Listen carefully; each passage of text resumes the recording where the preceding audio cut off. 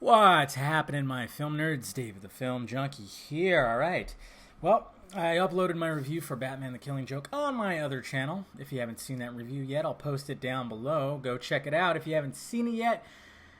Because even if you read the book, I'm going to be talking about spoilers because they did add a huge chunk to the story that I'm going to really be talking about. So if you haven't seen the movie yet, or if you've already read the controversies and everything like that, I guess you could just stick around. But if you haven't checked out my normal review, I uploaded on my other channel. But this video is going to be all about spoiler talk for Batman the Killing Joke. That's right. Now, it's pretty funny because I remember I was trying to ignore, I guess, anything with this movie because I really didn't think about it. I was like, well, I could see when I thought about it, I was like, okay, I saw the runtime. I'm like, all right, they obviously added more to it, but I didn't think it was going to be like super drastic or anything. And I understood that. And I remember seeing like something about controversy and stuff like that. That was basically during Comic-Con, during all the madness that Saturday was. And I was just so busy making videos and writing up posts and everything that I just kind of just glossed over them pretty much. I just didn't even, hey, what we, you know, I was a fucking crackhead that day trying to get everything done. So I didn't see the controversy that was surrounding the movie because of early reviews. I saw something, and I went to Rotten Tomatoes, I think, that night, and I saw that it was at like a 57%. I was like, wow, that's pretty crazy. I would have thought like 100%. There's no way that this movie's not 100%. So then last night, finally got my copy, and I threw it on because I was like, all right, this is the day. I thought about going to see it in the movie theater, but I didn't, just because it was like, just like I said in my review, I'd rather watch it at home on my couch in my underwear, because how else are you going to watch a movie? If I got my underwear at the theater, you know, it might cause some trouble. So anyways, so the movie starts off, and I think all of us who have read the book many times probably figured that it was going to start off with Batman visiting the Joker. That's right, because that's what happens in the book. But then we all knows what happens is when he's talking to him and he's saying, like, you know, it's going to end with one of us killing each other. And it's kind of like a really cool moment. It's like a pivotal moment, really, because because the Joker's not saying anything. You can't see his face. He's just like, it looks like he's just playing solitaire or something like that. And then all of a sudden, Batman realizes this is an imposter because the makeup rubs off and he's like, what the fuck? And we find out that it's a sit-in. It's an imposter. It's not the real Joker. The Joker's gone. And that's a good way to start off a story that involves a Joker. The way the movie starts off is narration by Batgirl, and she even states, like, this is probably not how you thought this story was going to begin, or something like that. And yeah, she's absolutely right, because it's just like, cool. I was like, all right, they're going to start off with a little Batgirl prologue. That's cool. That's fine, you know, long as it's, you know, just a brief little thing, and then we jump right into the story. Turns out, not so much, and this is where people are griping. This is what is happening. I was even talking to some people on Twitter last night about it. Somebody who posted their review too was just kind of tweeting it out, saying that, oh, this is not the Killing Joke. He was really disappointed. I wasn't fully disappointed. I mean, once that first half hour is gone and the actual story starts, it's great. It's absolutely fantastic to see the story and have Mark Hamill and Kevin Conroy be the voices of these characters, because we love it when they're the voices of the characters. So it starts off with this whole thing, and you know, we see her fighting, and then we see Batman involved too. But he's more like, you know, he just kind of shows up and, you know, or she helps him out, blah, blah, blah. You kind of see her, she has a friend, she's always at the library, and she talks about a relationship that she has with somebody, but she calls it like it's yoga, and it's a yoga instructor, like the guy's trying to get information out of her friend is, and you're just kind of going, okay, this keeps going on and on and on. And one of the guys, who's like a nephew or something to this big boss dude, I forgot the names, but he has like a little fetish, a little thing for Batgirl, because he's leaving her clues, and he's like, you know, he basically, you could tell, like, oh, she's hot, he says stuff like that. And I'm just going, as this is going along, I'm going, what am I watching here? Am I watching The Killing Joke? Because there has been no mention of the Joker whatsoever. And that's what was starting to upset me. I was kind of just, I seriously had to check. I was like, I'm watching The Killing Joke, right? Because I don't even remember seeing like the opening title for it. And I was like confused. I really was. And it goes on, and there's like a little exchange where Well, I guess we should just get to the part that really pissed people off, the controversial part. I didn't like it either. Batman and Batgirl boink on a rooftop of some building. Why they decided to put that in there, who the fuck knows? And all I could say is Batman would never do that. Now, people might throw back at the argument, well, look in the movies, Batman kills, he would never do that either. Well, not necessarily, he's killed in the comic books. But why the fuck would Batman boink the daughter of Commissioner Gordon? He looks at Commissioner Gordon like a father figure, therefore maybe Batgirl would be like a sister or even a daughter herself. She's young. Batman is zen. He's a ninja-like. He keeps his emotions within as best as he can. I don't care how backed up he is down there. He ain't fucking Batgirl. This is Bruce Wayne. If he's horny, he could get any girl he wants. Catwoman. I'm sure Catwoman's a very good lay. Jeez. I could imagine.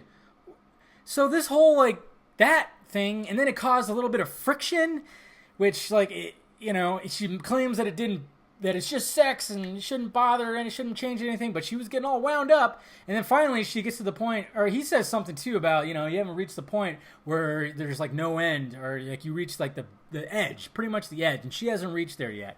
Like she still needs more experience. So she finally just hangs up. She just hangs up the Batgirl costume pretty much. She decides to give it up, and then finally we get into the Killing Joke story. So, I mean, we all know how that plays out. I mean, basically, I wanted to do this spoiler talk to talk about that's the first half hour. I mean, it felt like it was just a Batgirl movie. And I saw somebody commented on my review, like, why is everybody whining about the opening? I thought it was great, and blah, blah, blah. And I'm just going, there's nothing really wrong with establishing a story with Batgirl, so then you feel sympathy with her later when she gets shot. But it's still the Killing Joke. It still needed to start off the way it starts off in the book. It still needed to establish that the Joker is about to just really fuck some shit up and really fuck with people's heads, because that's what the story's about. He's trying to drive Commissioner Gordon and Batman to the bitter end, like to the edge of insanity, like what happened to him before he turned into the Joker when he put on the Red Hood, and he just lost his pregnant wife. And he's doing this whole thing, falls into a vat of chemicals, and then comes out just, and we get that epic shot with, of course, Mark Hamill doing the laughter. Oh, I mean, that's all I hear when I see even that screenshot. But that's what the story is about. And it's really a story about Batman and Joker. Like, how is this, like, it starts off, how is it going to end? And we're just going to end up killing each other. Is Batman going to eventually just kill the Joker? That's what this story is really about. And they just kind of instead of focusing on that and maybe adding more to that story, they just totally threw this whole Batgirl story in, and it really takes you out of the movie. It does. Like, it wouldn't be that bad if it was like 5 minutes, or even maybe 10. 10 would be pushing it, but like, get it done within like the first 10 minutes of the movie, then get the Killing Joke started, or like go to it after you get that first shot of the Killing Joke, when Batman goes to visit him. They fucked up on that. And it sucks, too, because this was a passion project for Tara Strong, Kevin, for all the three mains. It was a passion, especially Mark Hamill. He's been wanting to make this. And I kind of wonder, like, what happened when he read the script and he's just turning the page. Did he look up and go, is the Joker not in this fucking script? I mean, I've read the first act and it's like nothing. I wonder if they all thought that. Tara Strong probably loved it because it was more voice time for her. And she's tweeted out like how much how much the movie meant to her and stuff like that. And that sucks because she's probably reading a lot of bad reviews, and that's why she tweeted that out, because she's seeing the negativity, even though there's positive reviews out there too. And I didn't shit on the movie. I just like once the opening just kind of just takes you out of it. It doesn't give you the Killing Joke story, and that's what the problem was. I mean, it was kind of cool at the end where they show her essentially becoming Oracle. That was cool. They added that in there. But I just don't know what they were thinking. Because like I said, Batman would not bone Batgirl. I mean, that's Commissioner Gordon's daughter on a rooftop. It was a ridiculous moment. Like, as soon as she kissed him, I was like, Batman's just going to pull her away. And then that was it. And then as soon as like she did that whole thing and then it like panned out, I remember reading some tweet that said something like, I don't care that Bruce and Barbara get it on. I remember reading that on my feed, but I didn't really think anything of it. And then I was like, oh, that's what that meant. And I just was seriously like, what the hell, man? Like, who thought that was a good idea? I mean, honestly, you send that script over to Jeff Johns or anybody over there, and they probably would be like, no. Alan Moore, the guy who wrote the damn thing, right? Is that what his name is? Yeah. I mean, you send it over to them. What did they think about it, you know? I can't, it was just very awkward. It was cringeworthy. It really was. But like I said, as soon as the Killing Joke started, it was like, okay, this is familiar beats. They have animated the Killing Joke, which is what we wanted. I just really wish that they just extended that story. That's what should have happened. Make it more deranged, add some more elements to it, add some more to the Joker backstory, because that's always fascinating to see. Just add more to that. Make those scenes longer, like when he goes completely nuts, instead of him just like taking off the helmet, then all of a sudden just starts laughing, you know, build it up more. Make it where he's like in pain and struggling and blah, blah, blah. I mean, look what, you know, in the first Batman movie when Jack Nicholson, I mean, it was kind of like, make something almost like that. Maybe he doesn't have to visit somebody to give him surgery and stuff. But I mean, yeah, it was awkward. It was really awkward. And I don't know why they decided to do that, but they did. And it kind of sucks that they did, because everybody was looking forward to this. It was a passion project for the voice actors, and it's not getting the best of reviews by fans because of that first half hour. I just don't understand who thought that was a good idea. It wasn't a good idea. I mean, there's nothing wrong with establishing more of a backstory to make you feel, to flesh out Batgirl, make you feel for her later when she gets shot by the Joker. But don't just have like a separate story movie for the first half hour. That's just way too long. It's just bad. That is bad screenwriting right there. It just totally took away from the narrative. Big time.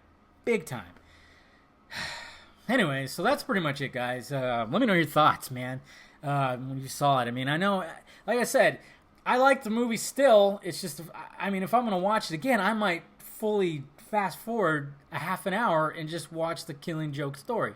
Shit you not. I might do that because I really cringed with the whole Batgirl and Batman having sex thing. I was like, what? This just wouldn't happen.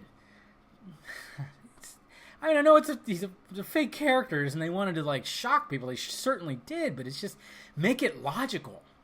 You know? Just Batman fucking Commissioner Gordon's daughter. No.